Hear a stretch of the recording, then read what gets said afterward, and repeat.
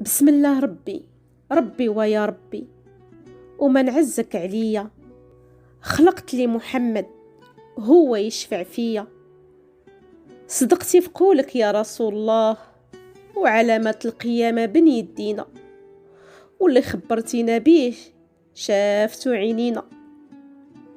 شفنا الحفيان العريان كيفاش يطاول في البنيان، وشفنا الولد والبنت يسخروا فمهم من بعد طاحوا السنان. شفنا كيفاش الجهال يتكلموا في الأمور العقال، وكيفاش تغنى بنادم غير بالهبال. هادي هيام وهذا تيغني في الحمام، وهذا راجع اللور ومزيد مرتو القدام. صدقتي يا رسول الله، ما عبدنا من بعدك صنم ولا وتان، ولكن قتلنا بعضنا من أجل الدنيا فانية، ولينا عبيد عند عديالنا، ما ناكلو غير بيهم وما نعسو غير بيهم. المهم الله يرد بينا وخلاص، وصلى عليك الله يا من بالصلاة عليه نالو شفاعته. ودابا يا حبابي نكمل حجيتي. قال لهم الأمير إيوا ديروا باللي التقية عمرها ما كانت، ورجعوا لصفاكم. عياو الخوت ما يقلبوا على الأمير، لكن التقية محات ليه الآثار، ورجعوا الخوت لخواتهم وبقاو كيسمن مع العسل. وكمل الأمير طريقه للمدينة داير التقية في راسو. إيوا في الطريق لقى 3 الخوت مخاصمين. حيد التقية من راسو وقصدهم للصلح والنصيحة. قال ليهم علاش الخصومة بين خوت حشومة؟ جاوبوا كبيرهم حنا سيدي 3 الخوت، يلا هدفنا بونا، خلى لينا فورتو هاد الصباط، ما عرفنا لقسمتو حيلة حيت كلها بغى لراسو. قال ليهم الأمير الصباط بان ليا بلا كلاه، وما بقى فيه خير لا اللي باعو ولا اللي شراه. قال لكبير الخوت سيدي هاد الصباط حكايته حكاية، حيت غير تلبسو يجري بيك فين بغيتي. جاوبوا الأمير إلا على هاد الحال عطيوني نجربو ونعطيكم الحل. قال لهم الكبير الخوت هاك جربوا، ولكن إلا هربتي هاد النبال كيتسناك.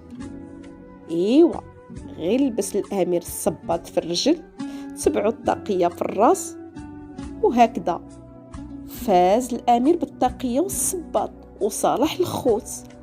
أمير فرحان، النجمة في الجيب والتقية في الراس والصباط في الرجل، غير تبان المدينة علامة ويشدها بجري لالا شامة. إيوا في طريقه لقى 3 الخوت مخاصمين، شاف فيهم وقال في نفسه اش من صيد مين تاني هذا. قرب منهم وسألهم فاش الخصومة الخوت؟ ما سبوكم واش خلى ليكم، واش من عجب فيه؟ جاوبوا كبير والدهشة في كلامه إذن انت ما تكون غير شي حكيم وبأمرنا عليم.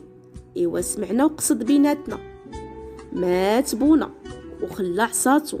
إيوا بونا كان من فرسانو وكانت نافعة عصاتو في حياتو.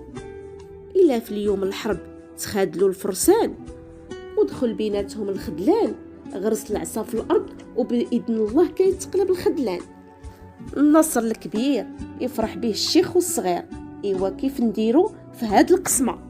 جاوبهم الأمير في هاد العصا علامة، وفي العلامة سر القسمة. نشوفوا العلامة ونرد عليكم. إيوا غير شد الأمير العصا بيديه وحط التقية في راسه، وما بقى بان ليه آثار. الخوت ما كانوا عارفين سر التقية. ملي غاب الأمير قالوا هذه هي العلامة، وصفات القلوب وهدات النفوس. مرت الأيام وأيام، وأمير في طريقه للمدينة عياه الجوع وعيا، وفي وسط الغابة بان ليه بيت قديم، شجر داير بيه والفراخ تغني ليه. قرب ودق بابه وقال ضيف الله جواد، لكن حد ما جاوبو. دفع الباب وتسنى الجواب. في ديك اللحظة خرجت ليه واحد الجنية وبواحد الشعكاكية وصاحت في وجهه: كيف دخلتي لبيتي؟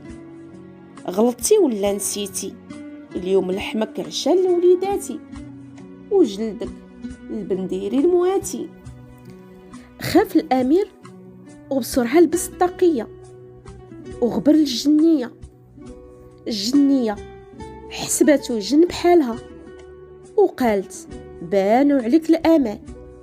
ايوا، زول الأمير طاقيته وقال: عاونيني وما تكون لك الإداية، وعاونيني نوصل لرجايا، بغيت منى تصفر ماكلتي ومايا.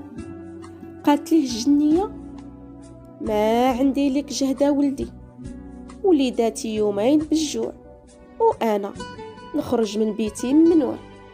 الخير اللي ندير فيك هو نعطيك الطير الكبير يطير بيك فين بغيتي.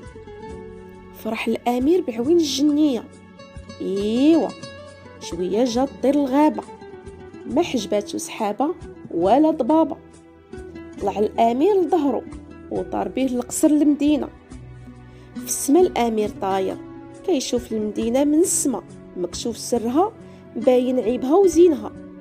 لكن شاف المدينة في حالة ما هي حالتها، طرقان خاوية، غير الحيوط والريح بحال إلا زارها شي مرض قبيح. وخدا الطير سقيم وصحيح. أمر الأمير الطير يهبط في سطح القصر ويعرف اش وقع في المدينة. ايوا، بالزربة دخل البيت لالا شامة، لا عسى على القصر لا خيالة، والقصر ولا حالته حالة. دخل البيت ولقى لالا شامة في السرير تبكي وعينيها سقاية. سألها الأمير والدهشة باقية في عينيه: اش وقع على لالا شامة؟ فين أهل المدينة وسكان القصر والخدامة؟